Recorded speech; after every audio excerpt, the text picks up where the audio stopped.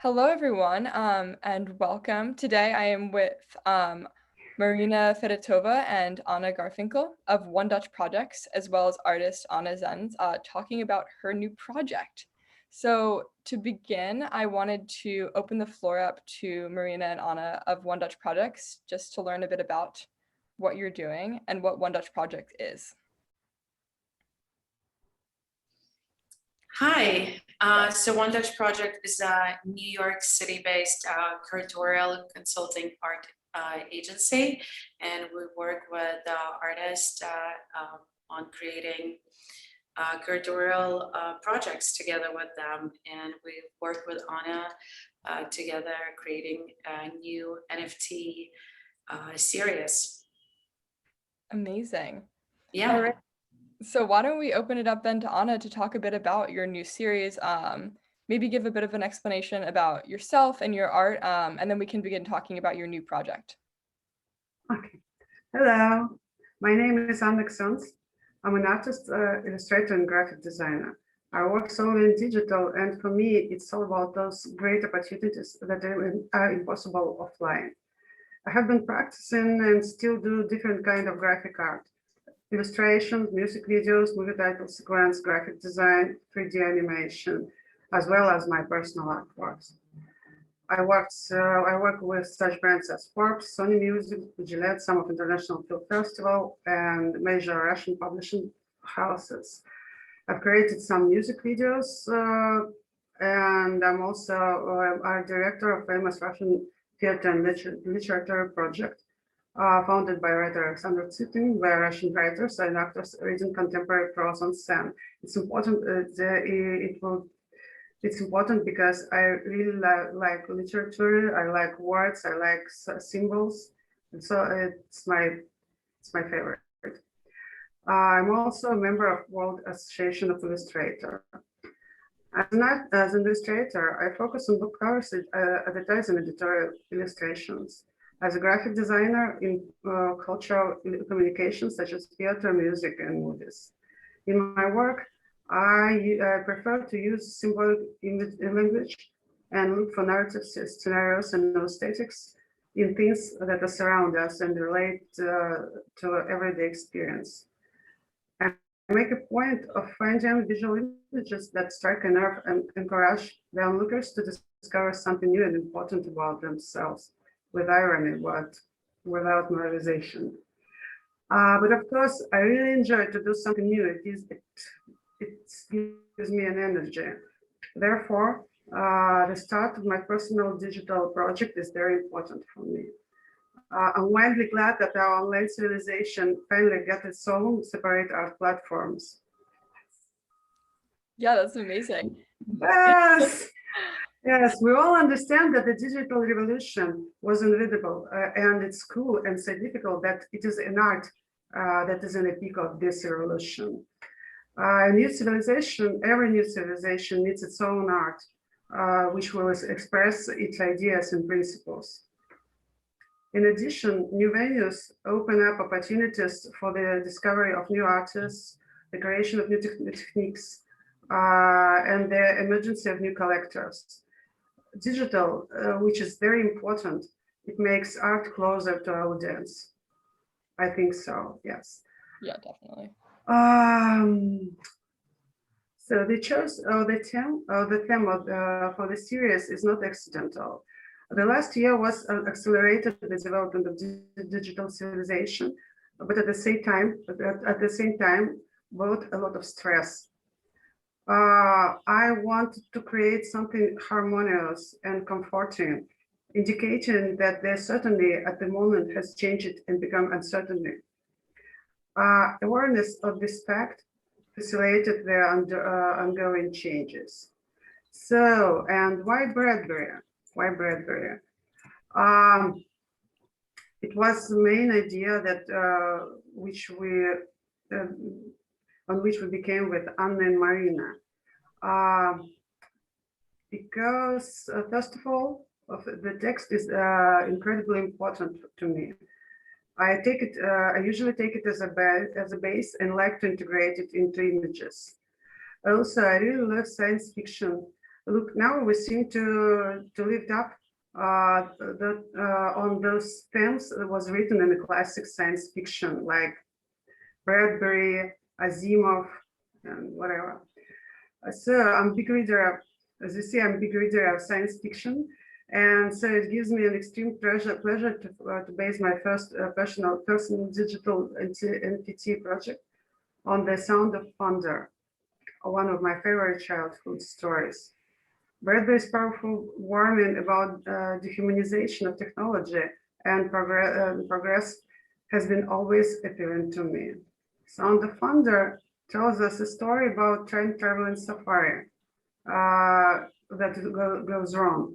Instead of seamlessly taking down a T-Rex and returning to the future without leaving a trace, a hunter wandered on the designed path and steps on Butterfly. The party returns to the future and find their nature, society, and language totally changed. Inspired by Bradbury's prose, I created Butterfly Effect in this year. This project is a series of 6 digital paintings, animated paintings that represent passage of time, evolution, disintegration of language, and of course, theory of chaos, our beloved theory of chaos. That's funny that the butterfly effect, the main part of the theory of chaos, was named by this novel, Sound of Thunder, because Bradbury was the first who talked about this butterfly effect, and after that, the scientists name one of the part of theory of chaos with this butterfly effect. Central to the story, these topics are extremely relevant to the current historic climate. Written in the early 1950s, the story seems to have never been more relevant. And I explained this story into symbols. So I just wanted to share my screen as you continue talking about this. So Yeah, we can some of your works. Yes. Despite its general pessimistic tone and tragic ending, The Sound of Thunder delivers a profound optimistic message of hope and resurrection. And positivity is, as we all know, invaluable in these trying times. So maybe I would say something about this work. The whole series includes 6 works. From one to another, they talk about the importance of accepting changes. The future will come anyway, wherever you like it or not. We can try our best, but we don't know, will it happen or will it not? On the one hand, the future could be incredibly fantastic. On the other hand, we all know that the original sin is unchangeable. The work titled Butterfly Effect tells us about the fact that everything is replaceable. The one who was nothing will become everything. There were dinosaurs on Earth. Now here's a human, here a human being. Perhaps there will be a next civilization, for example, butterflies or bats. Mm-hmm. That's so. Oh, sorry. No, keep going. I'm saying this is so interesting. Yeah. So, as a classical trained artist and book illustrator, I'm thrilled to the opportunity to offer my new series Butterfly to the international audience. Showcasing my first digital series at CADAF, I hope to make significant contribution to the growing NFT culture and aesthetics. With Butterfly Effect, I continue my traditional practice of text visualization that has been my practice for years. Only this time, I'm excited to be able to present it at the Digital Art Fair and at OpenSea, a new NFT market place where high-end artwork is available to seasoned and new collectors acquired. So, what I have to say, I really like this house theory. It's like, it seems like the science and magic now is quite the same, because magic and religion and science tells us the same things, that you can do what you should and you will get what you get. Mhm. So Yeah. that's it. I think I said all that I wanted to say about it. This is such an interesting series, and it's really cool that it's so based in literature, like you said, with science fiction, although the message is so relevant. And I think especially relevant in the past year when our reliance on technology has become so much stronger out of necessity. But also we've seen so many trends in the art world as well, push towards NFTs and general heightened interest in digital art. So maybe we want to talk a bit about that. So how did Sure. you decide to kind of move into working in NFTs? Because you have such a robust background in graphic design and a lot of other forms of art. That, yeah, maybe let's talk a bit about the new trends towards NFTs. Yes, yes, yes. I really want to do all of it, and I really want to, I think that this opportunity is great for all a lot of people, not only for me, for young designers, for 3D animators. It's like a lot of people who can do an art, but who haven't a place to show their work. They can show it now. It's like social You know, elevator. Yeah. I think this market is sort of still speculative and unknown territory for all. There's a lot going on, and it's sort of a bubble that may burst, but at some point, but here to stay. And just like in this image, the sun is rising, and it's not going to go anywhere. New technology, new wave, and new trend, and some things may kind of flush out.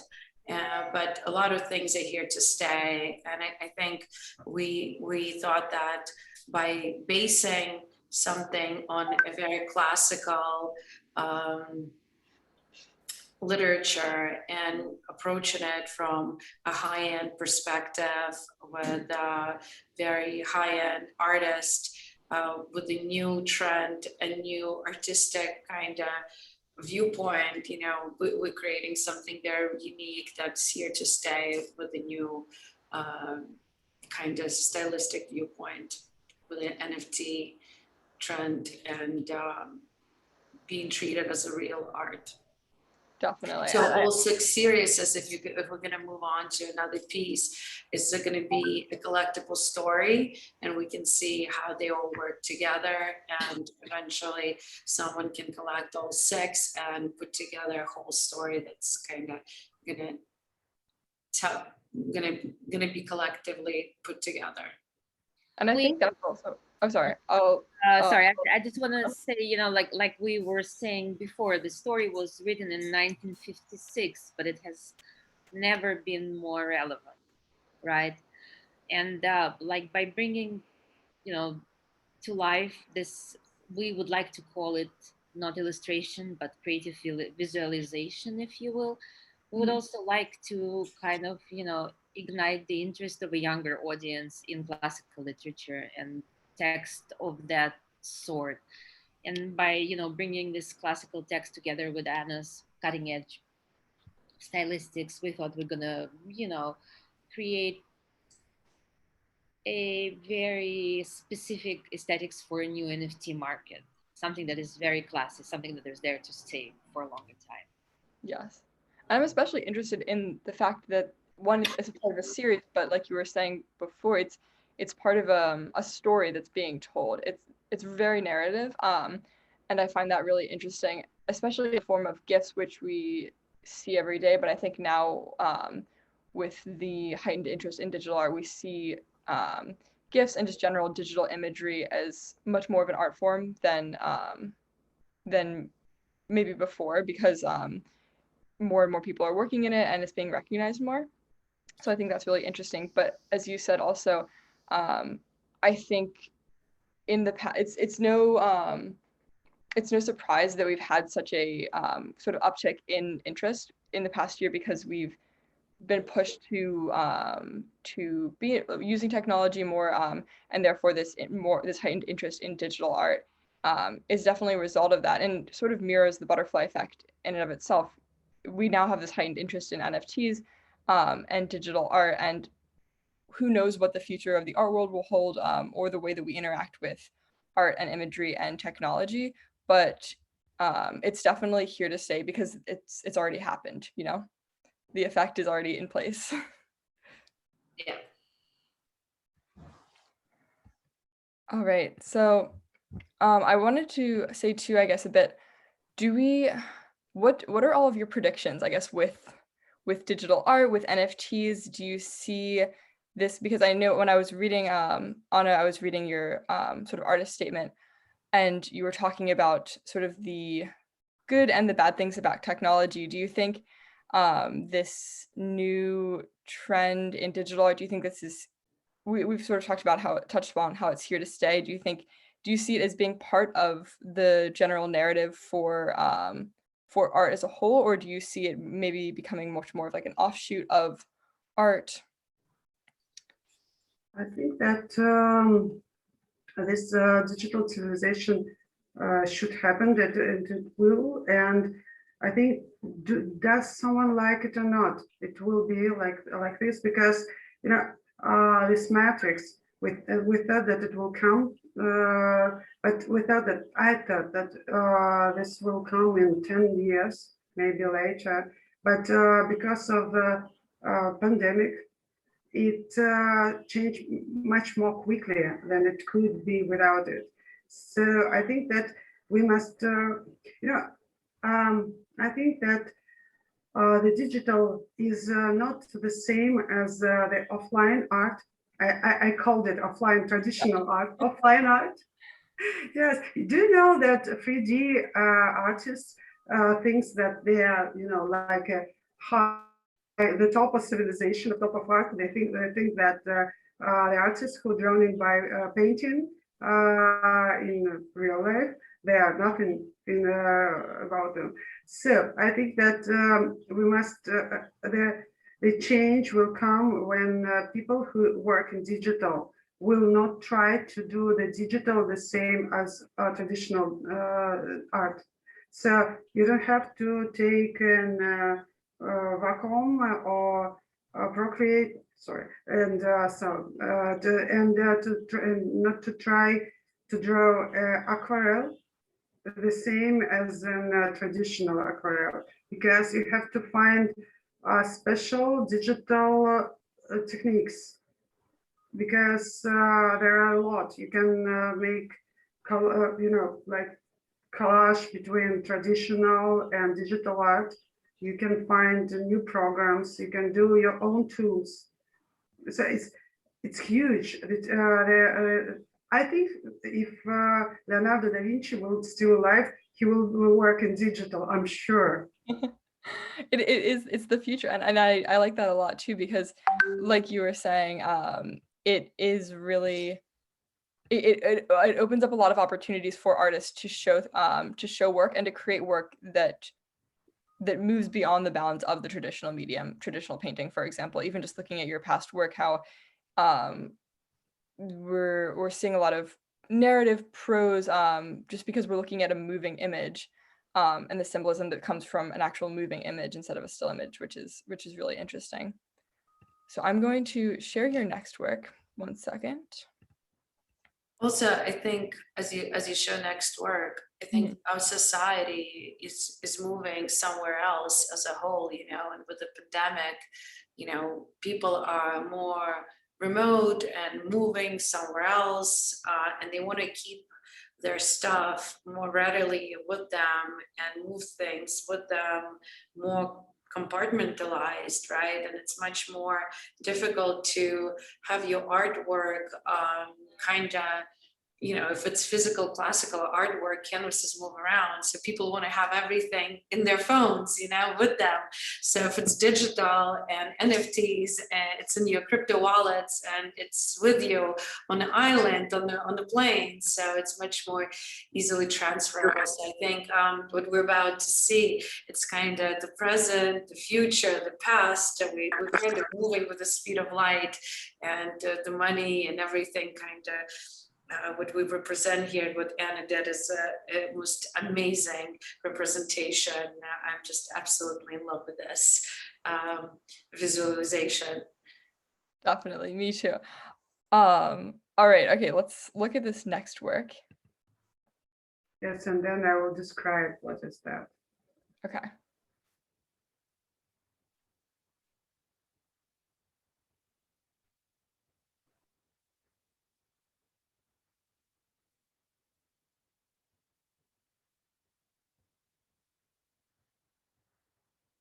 I get excited every time I see it. Amazing. So fun.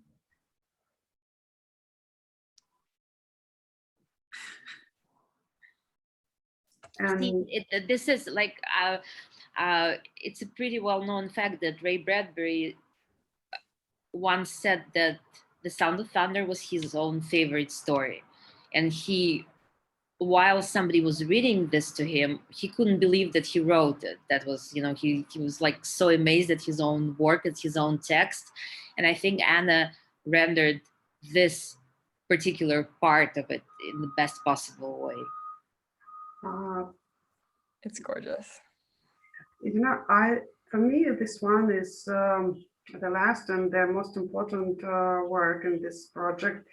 You know, when I was a kid, they say to us that in some time we will have in the future on Earth we'll have there will be one common language, Esperanto. But then they said that the English will be a common language in Earth. But now we finally found that we really have a common language on Earth. It is emoji. Everyone use it. Everyone use it in every part of the planet. Everyone could have something like phone, from children to old people. Symbols that returns us to primitive cultures, replace words. You know, sometimes now it's much easier to it's easier for us to send a heart emoji than to write "I love you." And we all know that language is the best reflection of what happens with civilization. So we see now that it's, you know, unification and simplification, something like this. That's so true, and I love that so much because I think with the turn towards digital, we don't even realize that our society is a lot more visual based than it was before. We're just looking at screens so much more, and therefore looking at symbols, looking at just general visual materials that we're consuming all the time without really thinking about it. And so much of that, how much of it is words and how much of it is just understanding symbols. I'm sure if you took someone from the 1950s and brought them to 2021 and had them interact even in a something online where there was text involved, but they just wouldn't understand how to use it or even understand what they were looking at, because so much of it is visual cues that we have just learned to accept as the way that you interact with something online or the way that you interact with a screen or any kind of technology, because it's normal for us. But it's definitely a language that we've all learned without realizing it. And it's, like I said, it's a major subject matter of The Sound of Thunder. And I was just thinking right now that in a way we are on this like futuristic safari right now, the whole humankind, you know. So we have to step very, you know, step lightly, as they like to say, because we never know what we're going to destroy. And so, and like I was saying, the visualization that Anna produced is amazing all the way. And we are extremely proud and grateful for her to allow us to work together, as Marina and I, participated in the creation of this work as much as we could. In fact, we created One Dutch project with the goal to participate in the creation of the series similar to Anna's. We strongly believe that the role of the curator in the 21st century has become as important as the role of the artist. And there has to be, the projects have to be mutual. Everyone should be equally active and participate equally, the curator and the artist and the curator. So this is what One Dutch Project is about. And we've known CADAF, I've known Yelena, the founder, for many years. We collaborated on various projects, even before she went, Lena and everyone went digital. And like I said, I'm very much looking forward to present our mutual work, our collaboration at CADAF for the first time. I know you guys are amazing.